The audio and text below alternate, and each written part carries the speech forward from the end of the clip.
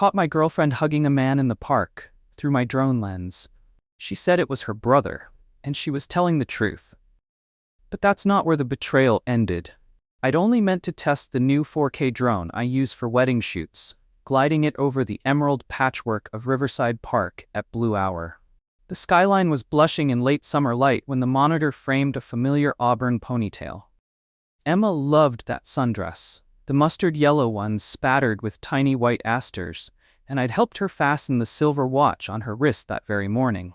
Now the same watch caught a stray flare of sunset as she wrapped her arms around a tall guy in a charcoal hoodie. My thumb froze on the joystick. The drone hovered, silent but prying, while he tucked a strand of her hair behind her ear. I killed the motor before I crashed into a sycamore. The clip was only 37 seconds, yet by the time I jogged home my mind had stretched it into hours of imagined whispers and half-lit motel rooms. When Emma walked through our loft door that night, laughing about subway delays, I cued the footage on the TV without a word. The color drained from her face, then it flooded back in a rush of exasperated pink. "It's Jason," she said, voice wobbling between hurt and disbelief. "My brother, Liam. We've been emailing for months, trying to fix everything." I knew the story. Their parents' messy divorce, years of blame ricocheting across Thanksgiving tables. I'd even sent Jason a Christmas card once. And there, on the paused frame, I finally noticed the matching clover tattoo on his wrist, same one Emma kept hidden under a bracelet. Relief unspooled in my chest, warm and stupid. We ordered takeout, toasted to new beginnings, and I promised to delete the file after I backed up tomorrow's wedding shoot. I didn't. The next evening, the drone sat on its charging dock, still blinking amber, and curiosity itched like poison ivy. I told myself I was testing the automated return-to-home route, but really I wanted proof I was the kind of boyfriend who could trust. The flight log guided the quadcopter to the same GPS grid at precisely 7:14 p.m., and there they were again, Emma and Jason, walking figure eights around the dogwood grove. 27 minutes later she waved goodbye, slipped onto West 89th, and disappeared from my feed. For a week, the routine repeated. Identical strolls, identical sunset light. Each time I filed the clip in a folder called Park Checks, like some perverse nature documentary. Eventually novelty dulled to boredom. I let the drone complete its programmed loop over the neighborhood. The algorithm stitched the recordings into a daily time-lapse, and that's when a flicker in the lower timeline caught my eye. Emma, 2 days earlier, stepping out of a bright red lift in Midtown instead of the Upper West Side. My stomach free fell. The metadata said 11:02 a.m. A Monday she'd claimed to be swamped at work. In the frame she wore a navy blazer I didn't recognize and carried a wheeled suitcase. She checked her phone, hesitated, then ducked through the revolving doors of the Hudson Gate Hotel. 39 seconds later, a stranger in a crisp white dress shirt joined her at the front desk, slung an arm casually over the suitcase handle, and kissed her cheek like it was habit. The feed ended there. My drone had banked east toward the river. I replayed the segment until the battery icon bled red. I didn't confront her right away. Instead, I booked a fake corporate event shoot at the Hudson Gate, knowing the lobby's mezzanine offered a bird's-eye view of the elevator bank. On Friday, I set up a decoy tripod, camera aimed at nothing, while my heart jackhammered loud enough to ruin audio. At 12:47 p.m., Emma glided through the glass doors, suitcase rolling behind her like déjà vu. The man from the video, tanned, movie star jaw, name tag reading Garrett, met her with 2 coffees. They laughed, then disappeared into elevator 3. I counted floors by watching the ascending LED. 9, 10, 11. Stop. My knees buckled. In the room brochure later, I'd learned the 11th floor held executive suites with river views and floor-to-ceiling blackout curtains. I didn't need the drone anymore. That night I waited in our apartment's tiny kitchen, lights off, phone recording on the counter. Emma breezed in around 8, cheeks flushed, hair still perfect. I asked how work was. She spun a tale about deadlines and a malfunctioning printer. When I set the hotel receipt on the table, the silence scratched my eardrums raw. She collapsed into a chair, eyes shining with tears I couldn't translate. Guilt, maybe, or simple exhaustion from the weight of double lives. Garrett, she confessed, was a tech consultant she'd met at a conference in Austin last spring.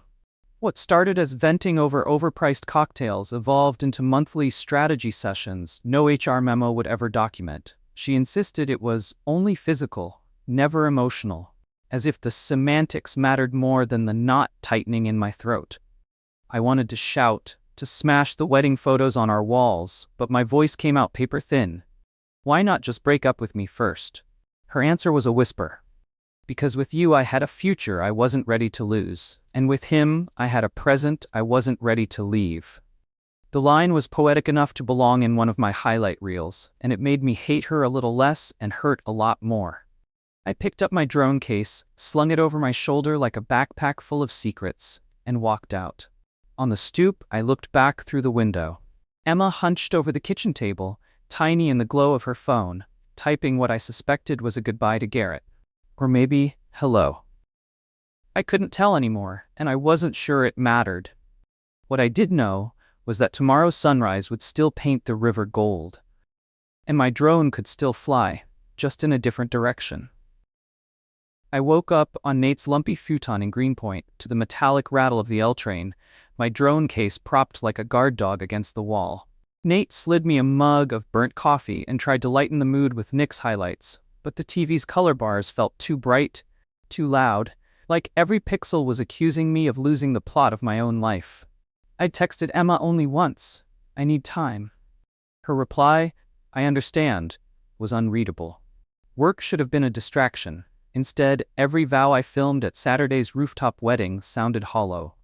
While the couple kissed under a garland of string lights, I caught myself scanning the crowd for Emma's profile, even though she'd never met these strangers. That night, I stayed late to back up footage, and the hallway outside the venue's co-working studio faced the Hudson. The wind smelled like rain, the kind that rips through Manhattan in sudden sheets. I powered up the drone and let it drift into the bruised sky, partly to scope B-roll, partly because I didn't know how to sleep anymore. 50 feet up, the city looked peaceful. No betrayals, no whispered alibis, just a grid of neon scars. But habit pulled my eyes to the telemetry overlay. A geofence alert blinked red. My custom home zones still included the park by our apartment, the Midtown Hotel, and embarrassingly, Emma's office tower. I hadn't deleted any of them. A sick joke of muscle memory made me tap the Midtown coordinate. The quadcopter tilted south, the live feed jittering like a heartbeat. At 11:08 p.m., the Hudson Gate's revolving door spilled 2 figures onto the sidewalk. My lungs stopped. It was Emma, same navy blazer, only this time she walked alone, head bowed under the drizzle. She wasn't meeting Garrett. She was arguing with him on speakerphone, his name flashing on her screen. I boosted audio through my headphones and heard him say, "Stop calling me. I told you this was casual." Her shoulders slumped as if the sentence cracked a vertebra. She pocketed the phone, hailed a cab, and for a second looked directly toward the hovering lens, though I knew she couldn't see it. The drone's battery alarm dragged me out of the trance. I hit return home and watched her yellow taxi become a marble rolling down 11th Avenue until rain blurred everything. Back at Nate's, I found myself editing the wedding footage, but subconsciously scrubbing to Emma's timestamp, replaying her lonely exit. The irony snapped. I was still spying on someone already out of my life, yet now I pitied her. The next morning, I mailed a flash drive of unedited drone clips to my own address, sealed it, and tossed it in Nate's freezer behind a bag of pizza rolls. Insurance, confession, I didn't know. Then I did what any rational 28-year-old does when life crashes. I posted on Arsh relationship advice under a throwaway username, laying out the drone, the brother, the affair. Within hours, strangers named Jenna TX and Orange Dino 1993 were dissecting my heart like crime scene analysts. One comment stuck: if you can't forgive, finalize. If you can, rebuild from zero. Hovering in between will gut you. I logged off, feeling seen and scolded in equal measure. 2 days later, Emma texted, "Can we talk somewhere neutral?" We met at a 24-hour diner in Koreatown, fluorescent lights humming overhead. No suitcase, no blazer. Just her in a thrift store hoodie, eyes ringed crimson. She slid a folded printout across the formica, a scheduled therapy intake for couples counseling, her signature at the bottom. "I'm not asking for absolution," she said, "but I'm willing to uncover why I atom bomb everything good." I almost laughed at the therapist's name, Dr. Valerie Hope. Felt like dark comedy. Part of me wanted to walk out, but the other part remembered the brother in the park and how relief had felt before suspicion rotted it. I nodded, not promising yes, just not yet no. We talked until the night cook flipped chairs onto tables. She confessed details that hurt like salt, but also clarified timelines. The affair began after her father's heart attack last winter, when she'd panicked about mortality and clung to the first escape valve that smiled her way. Hearing the chaos aloud made it smaller, almost containable, like finally turning a light on in a filthy room. I left the diner with nothing resolved except a faint forward motion. On the subway back to Nate's, my phone buzzed, an email from a bridal magazine wanting to feature my drone panoramas. They loved how intimately cinematic my shots felt. I almost choked at the accidental praise. Maybe intimacy was just surveillance with better lighting. 3 weeks slid by in humid August blur. Emma and I sat through 3 therapy sessions where Dr. Hope compared trust to a demolished house. You salvage beams worth keeping, clear the rubble, pour new foundation, or you bulldoze the lot and build elsewhere. Each analogy felt both profound and painfully literal, because I made a living framing houses of love for other people. Meanwhile, Garrett ghosted Emma entirely. His silence was its own closure. I moved from Nate's futon to a sublet in Astoria, a sun-soaked studio that smelled of old textbooks. Every night I unboxed wedding footage but saved one SD card for a personal project. Landscapes at dawn, reservoir reflections, time-lapses of bridges breathing traffic, scenes with no people, absence as aesthetic. Late September delivered a gig at Prospect Park Boathouse, sun-dappled ceremony, jazz quartet, the works. While adjusting the drone's ND filter, I glanced across the lake and felt my pulse trip. Emma stood among guests, coiffed hair pinned by a jeweled clip I'd bought her last Christmas. She wasn't a wedding crasher. She was maid of honor. The bride, Madison, waved me over, oblivious to the landmine. My contract forbade personal drama on site, so I inhaled, smiled, and glided into professional autopilot. Through the telephoto lens, I watched Emma fuss with the bride's veil, her nerves obvious in how she flattened invisible wrinkles. Our eye contact finally collided during family portraits. Her expression wasn't guilt or fear, it was a mute question. Can we be civil? I lifted the camera slightly. Answer enough. The reception unfurled under paper lanterns. I hid behind centerpieces until the DJ announced an open mic for memories. Emma stepped up, voice shaking for the first sentence, then steady as she recounted meeting Madison freshman year. She closed with a toast to choosing the hard kind of honesty over the easy kind of secrecy. Glasses clinked. My throat lodged a pebble. After midnight, once I'd packed my gear, she intercepted me near the service exit. We walked along the lake path, lit only by path lights and cricket static. Emma handed me a small velvet pouch.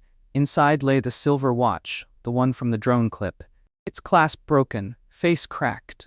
I don't want anything on my wrist you gave me until it means something again, she said. But if ever, you'll be the one to fix it. I pocketed the pieces, unsure whether they were artifact or promise. October cooled the air and my anger.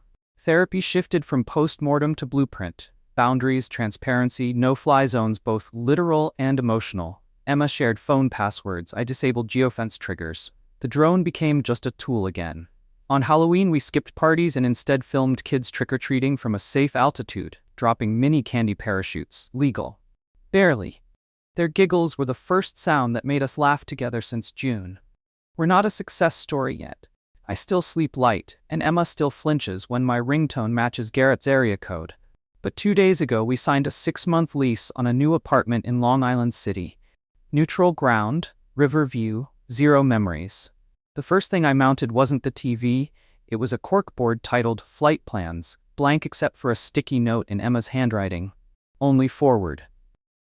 And for the first time in months, the sky outside my window looked wide enough for both of us to start over.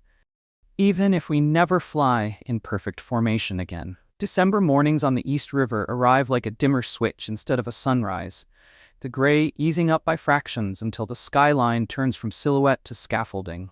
I'd been awake since 5, pacing the unpacked maze of our new apartment, memorizing the creak in each floorboard. Emma slept in a nest of moving blankets, our actual bed frame lost in shipping limbo, her breathing slow, deliberate, like someone practicing staying alive. At 6:30, I mounted the drone on a window tripod for a static time-lapse. First light creeping across the Pepsi-Cola sign, tugboats drawing chalk lines in the water, winter birds carving parentheses above Gantry Plaza. Old habits die filming. At 8 sharp, Dr. Hope pinged our phones. Reminder, joint session today at 7 p.m. Thursdays had become the narrow bridge holding us over the rubble. I brewed coffee, left a mug by Emma's pillow, and opened an email from Madison's husband. He wanted to buy a framed still from their wedding, the one where lanterns glowed around Emma's toast. I scrolled to the image, zoomed until her face pixelated into soft squares. A single second where she looked lighter, like she'd set a burden down backstage before stepping to the mic.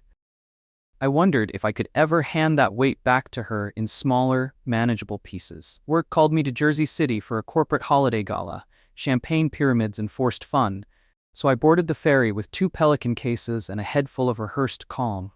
Halfway across, Emma texted a candid of our half-assembled IKEA bookshelf, captioned, "Progress." No filter, no hidden meaning. I thumbed a heart reaction and didn't overanalyze it. For once, the gala was fluorescent and merciless. Executives toasted quarterly earnings while interns balanced shrimp skewers like tiny swords. I hid behind a garlanded arch, firing off telephoto shots, trying to capture sincerity where there was none. At 9, my phone buzzed again. Unknown number. Voicemail. I ducked into a storage closet that smelled of stale ice and listened. Garrett. His tone was bored, maybe tipsy. "Hey man, you don't know me, but Emma asked me not to ever call her again and, well, here I am being decent for once. She blocked me and that's cool. I'm just making sure you know she's choosing you. That's all. Happy holidays." Blood roared in my ears harder than the ferry engines. It wasn't what he said. It was that he had my number. Years of best man speeches taught me how to keep a camera steady through emotion, but my hand shook now. I deleted the message, then restored it. Evidence? Cautionary tale? I wasn't sure. By the time I packed up, sleet was needling sideways across the pier. Trains stalled, Ubers surged. I texted Emma I'd be late, and she replied, "Got hot cocoa waiting." The session clock ticked 7:14 by the time I burst into Dr. Hope's office, coat dripping. Emma was already there, legs tucked beneath her, like a kid on a couch, fingers twisting that cracked watch face she hadn't worn in months. She offered a small smile. I managed a damp nod. Hope asked us to visualize one future scenario, something mundane, that included forgiveness. Emma closed her eyes and described Sunday mornings painting the living room wall some ridiculous sunrise color. I pictured our drone footage projected onto that bright wall, turning wounds into wallpaper. My turn. I spoke of shooting a wedding where Emma stood beside me adjusting my white balance. No tension when the bride hugged her. No reflexive worry she might vanish with someone else between shots. The image felt fragile, but possible. Leaving the office, we shared an umbrella monstrous enough for 2, yet somehow not big enough for the distance still between us. At the subway entrance, I blurted about Garrett's call. Emma's eyes widened, then softened. "I gave him your number months ago," she said, voice barely above traffic. "When I thought we might implode, I wanted him to send you the footage from the hotel lobby in case you ever doubted your sanity. Like receipts for the crime." The transparency stung and soothed in equal measure. On the platform, she slipped her hand into mine, simple, present tense. I felt something click, a gimbal finding level after turbulence. Our train screeched in, the doors opened with that hydraulic sigh, and we stepped inside together. We spent the weekend unpacking every sealed box like forensic archivists. Old festival wristbands, receipts from our first shared bodega breakfast, a snow globe we'd bought on impulse in Boston. Micro-memories proving time had happened before the fracture. By Sunday afternoon, the bookshelf stood straight, anchored to a stud, sagging under photo albums. I retrieved the velvet pouch from my desk and laid its contents on the coffee table. The busted watch in 3 pieces and my jeweler's kit. "Repairs department is open," I joked. Emma handed me tweezers, flashlight steady in her other hand. 2 hours later, the clasp clicked shut, the crystal replaced. She strapped it on, pulse fluttering beneath the metal. The second hand swept a clean circle, indifferent to lost minutes. That night, I launched the drone from our balcony for the first time since moving in. The motors thrummed like a heartbeat finally settling into tempo. Emma leaned on the railing, gaze tracking the blinking green light until it dissolved into the dark above Queensboro Bridge. The feed shimmered on my controller, city blocks glowing like circuit boards, rivers reflecting pinpricks of winter constellations.